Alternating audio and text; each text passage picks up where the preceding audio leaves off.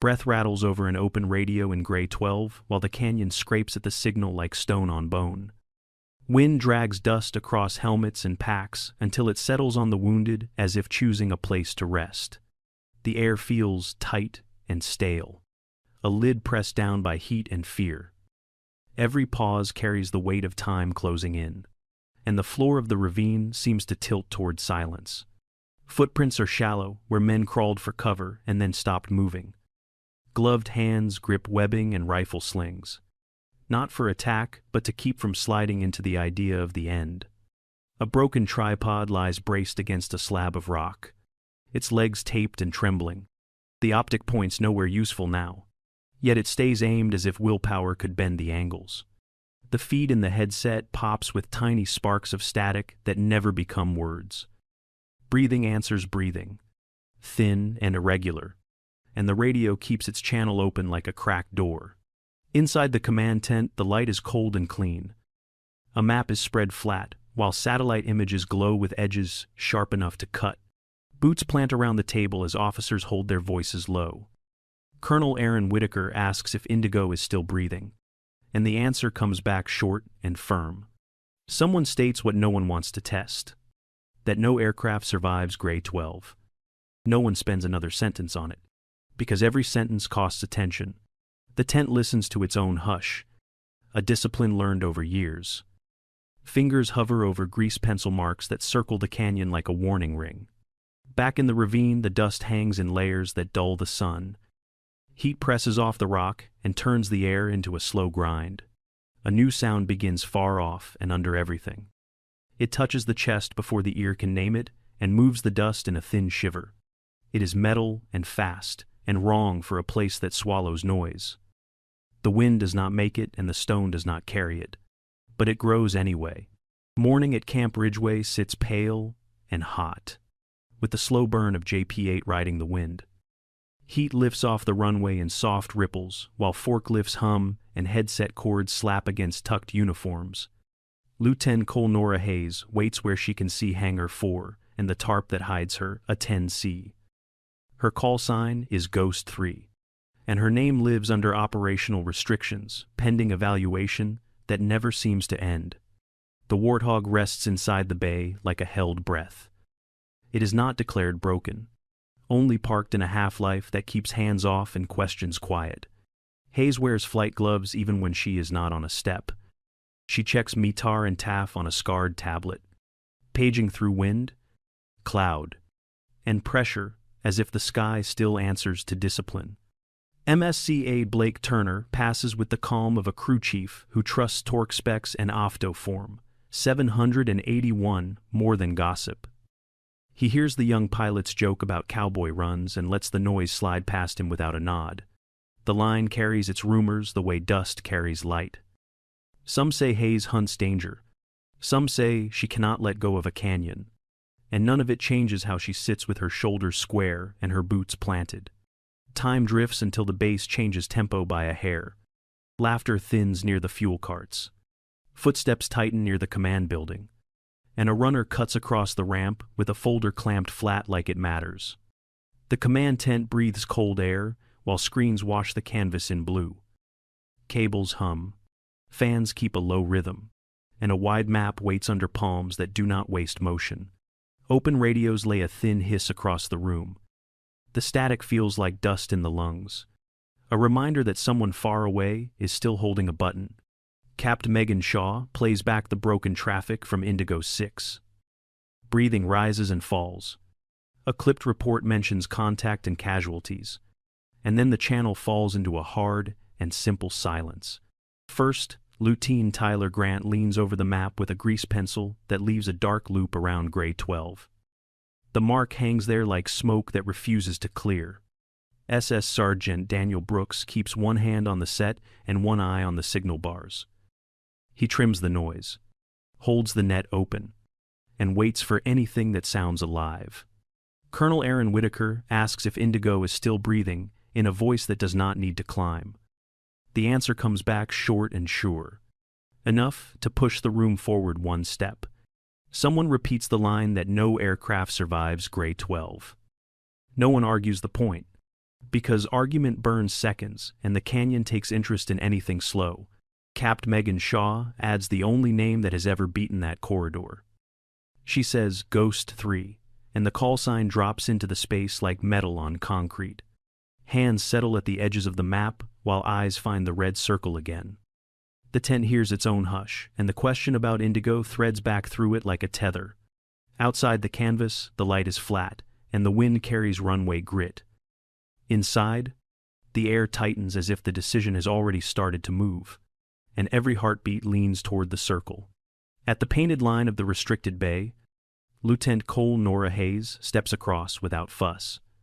The hangar air feels held in place as tool carts sit still, and the tarp lifts a corner in the draft. MSG Blake Turner does not block her path. He lists what matters in a steady mind. Fuel short of full. Hydraulics touchy. ALE 47, CMDS degraded. Several flare and chaff buckets not ready. Right up still open, but no red X. Hayes asks if the jet can fly and keeps her eyes on the aircraft. Turner answers that takeoff is certain and that landing is a later conversation shaped by margins. Runway. And luck earned by procedure.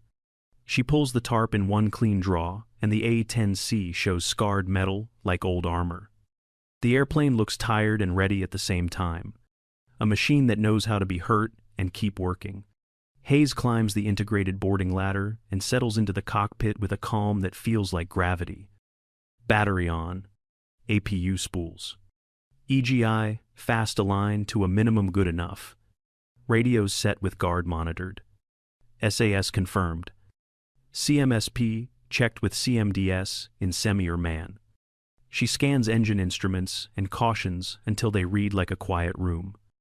Fingers map the switch rows by habit, then pause long enough to feel the jet answer back through the seat rails.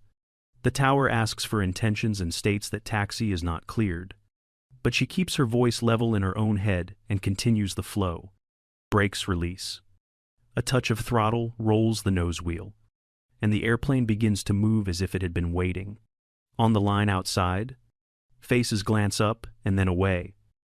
People step aside without speaking because procedures live on paper and Gray 12 lives in memory.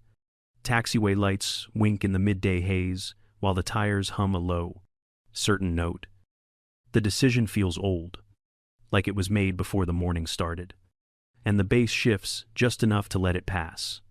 News from the tower hits the command tent like a cold splash. Ghost 3 is taxiing, and the room tightens without a word. Concerns about a court-martial flicker at the edges of the map. Colonel Aaron Whitaker keeps the center, asks if Indigo is still breathing, and hears a clear yes. Sir, that moves every eye forward. He shifts the room from argument to action. Rotary Detachment 47 stands up with two CH-47F Chinook crews. Briefed for Cassavac and exfil only when the corridor opens under Ghost 3. First Lieutenant Tyler Grant pins routes with a steady hand and marks holding points that match terrain and fuel risk. He draws a conservative ingress and egress for heavy lift, then tapes a backup line in case winds shift. Captain Megan Shaw watches feeds that glow like ice and tags likely firing points on the ridge. She calls out threat priority in tight sentences that fit the net and keeps a running picture for the commander. Staff Sergeant Daniel Brooks rides the radios with a calm wrist. He trims chatter, keeps the channel clean, and pushes updates in short bursts that do not step on aircraft. Orders stay simple and north of the cockpit. Colonel Whitaker does not reach for the stick from a tent. He builds the frame around a single fact that Indigo is still breathing. Loadmasters check straps on the flight line, and engines spool in the distance like a promise. The map steadies. The noise drops. And hands move with that practice speed that feels slower than panic and faster than fear. Argument fades into preparation until the room holds one shape and one plan. The campaign has a spine now, and it points at Gray 12. Everyone understands what must happen next without hesitation. Ghost 3 lifts off and drops to the contours like a shadow, learning to breathe. The A-10C settles into nap of the Earth flight that stitches dirt and rock into one road. Gray 12 waits ahead like a narrow throat in the hills. Hayes rides the radalt with a careful hand. She picks a line that folds under ridges and slides behind spurs, using terrain masking to stay small against the canyon walls. Micro inputs on stick and throttle smooth the bumps. The jet answers with small shivers through the seat rails, each one a hint of crosswind or rotor trying to push a wing. Known essential cautions go dark so attention can stay in the cone ahead. SAS stays on to tame the twitch while eyes sweep MWS and RWR tapes for the first whisper of a threat. She listens to pressure like it has a voice. When the air thickens at the floor, she steals another foot. And when it thins at a bend, she buys a little space to ease the turn. Ground effect brushes the belly now and then, but the real work is in staying masked. The plane tucks into shadows that shift with the sun and keeps the profile low enough to be mistaken for the canyon itself. Breath becomes a metronome matched to engine pulse and the soft tick of instruments. Ahead, the light goes thin and tilted, and the canyon begins to pull the world inward. The jet skims a rib of stone and slides deeper until the horizon is just a blade. Gray 12 is at the threshold now, and every choice from here will count in seconds and inches right now. The canyon opens just enough for a setup run, and Hayes slides the A-10C out of pure NOE into a measured approach. She checks the map picture against the glass and fixes Indigo 6 in her mental do not touch box. Threats rise on the stone like pins on a board. High-angle firing points, a quiet observation perch, and a cluster that smells like IR, man pads, all sit where ridgelines cross sight. She rolls in with control, nose held steady to build a clean sight line. Airspeed sits where the gun will track without walking away from the pipper. The GAU-8A speaks in short, controlled bursts of 30 by 173 mm. She trims just enough to keep dispersion tight and lets the barrel cool between pulses. Angles matter more than noise. She keeps the line shallow to avoid ricochet into the floor and holds a safe offset from Indigo 6 that honors deconfliction. The first firing point dies into dust and broken rock. She is already egressing, low and fast, because the kill zone punishes anyone who lingers. Wind in the gorge has a habit of lying. She reads the drift off the dust plume, corrects half a degree, and comes back on a new axis that hides in the canyon's fold. Another roll-in and the observation perch disappears in a blink. The gun stops the instant it should, and the airplane leaves the angle before echoes finish. Her checks are quick and calm. Ammunition remaining. Engine temps, radalt. MWS quiet. RWR honest. Radio calls kept to the minimum that keeps friends informed. On the ground, the pattern changes. Incoming fire slackens, then stutters, and men who had gone still begin to move with purpose again. The canyon holds its breath as if listening for a mistake. Instead, it hears discipline repeat itself, pass after pass, until the ridges finally stop answering back. The pattern on the ridge changes as Hayes skims the wall and glances across her sensors. Heat blooms sit higher than the fight and stare out of the canyon like eyes set for a different prey. She matches the dots to terrain and sees fields of view that stack like cards. The arcs point toward the approach lane, not the team on the floor, and the spacing feels built to catch rotor beat and hot exhaust. IR man pads hide behind rocks with clean lines into the sky. The geometry says they are patient and waiting for heavy lift, not for a close air support jet slipping between shadows. Hayes shifts her priorities without drama. She keys the mic with a short call that Ghost 3 is engaging South Ridge, and then tightens her turn to line up the first nest. The tone in the command tent steadies as the picture snaps into place. Capt Megan Shaw layers the feeds and tags the ambush for what it is. A screen aimed at the corridor that Rotary Detachment 47 must fly. First Lieutenant Tyler Grant redraws the Chinook path with a pencil that does not shake. He adds a hold far enough to wait for a clear call and a secondary exit if the wind turns ugly. Staff Sergeant Daniel Brooks trims the net until it is quiet and useful. He keeps updates small and clean so the pilots can hear their own breathing and not lose the thread. Colonel Aaron Whitaker gives consent by not dragging the plan back to the table. He lets the rescue pivot around the jet, already inside the canyon, and holds the team on the edge until the lane is clean. Hayes sets her nose into the slope and builds a tidy run. The A-10C feels heavy in a good way, and the ridge grows across the canopy like a problem about to be solved. The room hears the engines in its bones, though the sound is miles away. The canyon hears them first, and the pace in both places rises as the jet drops toward the south face. The nose goes down into the south face, and the G-load presses her spine into the seat. Cautions flare at the edges of vision, but task saturation stays inside the lane she owns. Pipper steadies. Wings level through the burble, and the ridge fills the glass. Hayes holds airspeed, where tracking is true, and the sight picture stops wandering. Burst 1 from the GAU-8 Avenger hits in a tight rake. 30 by 173mm rounds turn the first launcher into rock dust and dead metal. She releases the trigger at the count she trusts and lets the gun breathe. The airplane is already leaving the angle because the kill zone punishes linger. Fuel ticks down faster than she likes, and the needles tell the truth. CMDS is degraded, so every pass must be clean, short, and gone before anyone can return fire. She bends the egress behind a spur and uses terrain masking to cut the enemy view. Radalt stays honest while the wind claws at a wingtip and then lets go, back in on a shifted axis. She builds a second run with a safer offset.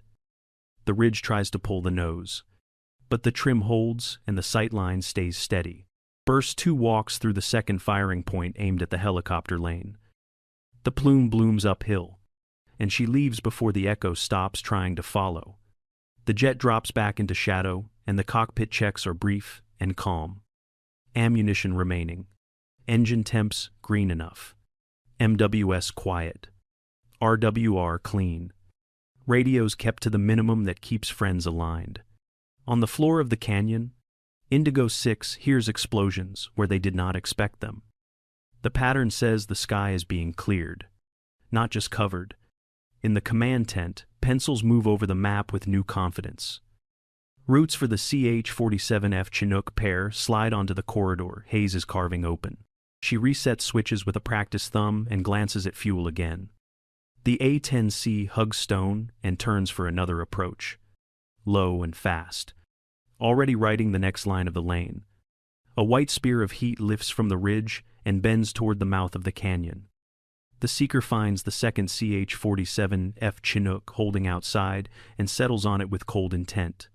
Nora Hayes reads the angle in a blink and steals the line. The A-10C cuts across the path to place a hotter body in front of the missile and drag the eye from the helicopter. The missile warning system rips through the headset while the radar warning receiver hums like a low drum. The countermeasures dispenser system spits flares in a degraded mode because any heat can buy a breath. She breaks into the threat as training wrote it. Bank toward the shooter. Keep the nose honest.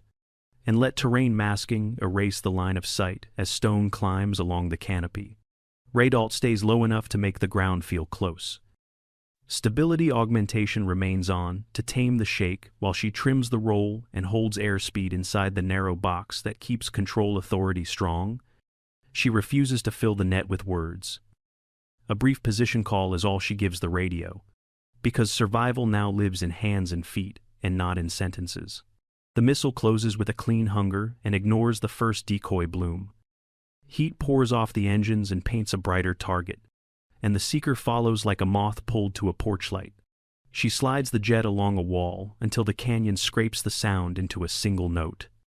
Dust lifts in a ribbon under the belly, and the profile disappears in the seam between shadow and rock. In the command tent, the realization lands without ceremony. She has taken the lock that belonged to the Chinook, and the room steadies around that choice as maps shift to her lane. Back in the canyon, the range collapses, and the gap ahead narrows into a slot. She keeps the Radalt honest, shapes the line for the last cover, and readies the turn that can make the missile miss. The A-10C rides the wall of Gray 12 like a pressed shadow. Radalt numbers sit razor low while rock pushes past the canopy in inches. Hayes feels pressure on the stick change like weight in the palm. The missile chases the heat with stubborn hunger and closes the gap. She holds the line a breath longer to draw it deeper into the slot. Timing lives in feel, not numbers written on any card. At the last mark, she pulls clean and hard along the rock face. The turn squeezes the path until stone fills the windscreen and everything roars. The seeker cannot bend that corner and drives itself straight into granite. Fire hammers sideways and punches the air into a fist that hits the jet. Stabilizer shudders like a muscle past its limit and then finds a shake. Smoke threads along the canopy rail and one engine coughs before catching. A hydraulic caution flickers and she arms manual reversion out of habit and sense. Single engine limits slide through her head in a fast check that leaves options. SAS holds the attitude while she levels, trims, and glances across the panel. CMDS shows degraded, yet she taps a quick test and confirms a partial response. Engine temps read rough but survivable, and fuel sits tighter than she wanted. The horizon steadies, not level but honest, and the airplane stays with her. In the command tent, silence lands with the last echo on the screen. They understand she killed a missile with stone, not with a handful of flares. Colonel Aaron Whitaker keeps his face still while roots for the Chinooks hold. On the floor of Gray 12, the air feels lighter by a small degree. Indigo 6 shifts wounded and checks weapons with movements that look like belief returning. Hayes circles low with a thin flag of smoke behind her and keeps the sky clean. Breathing matches engines. Cadence steadies. The A-10C holds a low protective orbit over the mouth of Gray 12. A thin tail of smoke trails behind. But the turn stays level and the airframe feels steady. Nora Hayes keeps the pattern tight enough to see every ridge and shadow. Her voice on the net is calm and brief, giving Indigo 6 a clear window to move. On the canyon floor, Senior Chief Jason Cole pulls the team into a disciplined flow. Petty Officer Noah Reed manages litters and airways with practiced hands, while Chief Mark Voss watches the flanks. The first CH-47F Chinook noses in with wheels kissing the dirt. Ramp down early. Crew chiefs guide the load, while rotor wash turns the ground into a storm of grit. Deconfliction holds like a rule carved in stone. Hayes keeps her orbit offset and her nose clear of the helicopter lane while the team moves. A last firing thread stirs on the ridge and she rolls in from the cold side. The GAU-8A speaks in a short burst that cuts the attempt before it can build. She is off the trigger the instant it lands. Egress is clean and low, and the orbit reforms without stealing air from the rotor disc. The second Chinook slides into the zone as the first lifts with a heavy breath. Load order stays tight and hands pass weight along the ramp without wasted words. Radio calls stay clipped to essentials. Cole confirms head count while Reed secures straps and Voss counts rifles and eyes as if both matter the same. Dust swallows the landing area and then peels away as both helicopters rise. Their climb is slow and deliberate, building altitude into the safest path out. Hayes keeps the ring for one more lap to make sure nothing follows. Sensors stay honest. The ridge stays quiet, and the corridor holds. Only then does she ease the nose toward home. The smoke line thins in the wind, and the sky above Gray 12 finally feels empty. The approach comes in low and fast to shorten exposure. Nora Hayes lines up centerline and lets the jet settle into a firm arrival that suits a machine built to take hits. Tires bite and the airframe shudders, then tracks straight as the nose drops. She holds the pedals steady and lets the roll bleed away before easing into aerodynamic braking. Fire crew rolls from the ready spot with bottles and eyes on the panels. The A-10C clears the runway, turns off at the first safe taxiway, and stops where ground can work. Soot stains run along the aft fuselage, and a scorched panel catches the sun. The left stabilizer shows a small bias that stays inside control, and the gun port wears a faint ring of dust. Chocks in, pins in, and safety covers come on in a quiet rhythm. Engines spool down to a long fade, while the cockpit goes from hot and loud to warm and still. MSGT Blake Turner takes inventory without a word. He reads fasteners, seams, and leaks with his eyes and waits for the silence that means shutdown is complete. Hayes drops the integrated boarding ladder and steps down with careful footing. She pauses, breathes until the shake leaves her hands, then moves to the wing route. The ramp hum returns to normal and the crowd does not gather. An unmarked car stops near the edge of the flight line and two plainclothes step out with steady posture. They do not need to explain and she does not need to ask.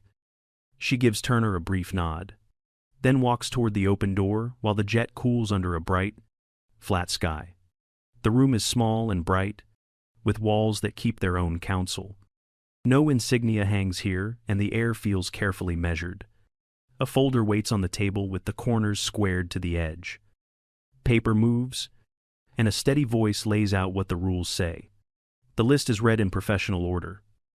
Ignored no-fly directive. Unauthorized aircraft use. Restricted airspace penetration. Unapproved engagements. Risk to classified assets. Nora Hayes sits straight and keeps her hands still. Breath settles. Shoulders even. Eyes clear on the center of the table. Pages turn and the tone does not change. The words now carry outcomes instead of violations. 6 lives extracted and accounted for. 11 hostile positions neutralized. 2 CH-47F Chinook preserved. A corridor opened where none existed.